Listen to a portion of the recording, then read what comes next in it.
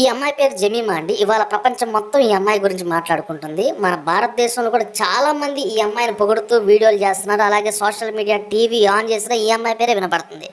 ఈ అమ్మాయి చేసిన గొప్ప పని ఏంటంటే, మహిళా క్రికెట్ ఉంటుంది కదా, ఆస్ట్రేలియా పైన ఇండియా గెలవడానికి మెయిన్ రీజన్ ఈ అమ్మాయి అండి. అయితే మ్యాచ్ అయిపోయిన తర్వాత ఈ అమ్మాయి ఏమందంటే, యేసుక్రీస్తుకు నేను చాలా థ్యాంక్స్ చెప్తున్నాను అని ఒక మాట అందండి.